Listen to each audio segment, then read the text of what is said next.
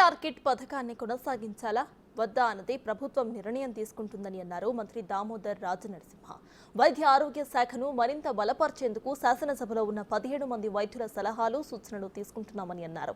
వైద్య ఆరోగ్య శాఖ పద్దుపై సభ్యుల ప్రశ్నలకు మంత్రి సమాధానమిచ్చారు. ఒక అదృష్టం ఏంటంటే ఈసారి 17 మంది డాక్టర్లు శాసనసభ్యులుగా ఉన్నారు.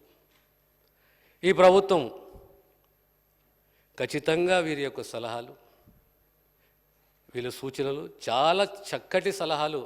హరీషే కానీ, రామచంద్రే కానీ, సంజయ్ కానీ మంచి సలహాలు ఇచ్చారు. సారీ, మా వంశీ గారు మర్చిపోయినా, నమస్కారం, మర్చిపోయాను వంశీ గారిని. రాజేష్ అందరూ ఉన్నారు, రాజేష్ ఉన్నాడు. అంటే ఇది ఎలాంటి శాఖ అంటే, ఎలాంటి బాధ్యతలు అంటే, we should always take into confidence those professionals who are well versed in that subject, who have a vision and will guide the government in strengthening the health department and protecting the health of the common man.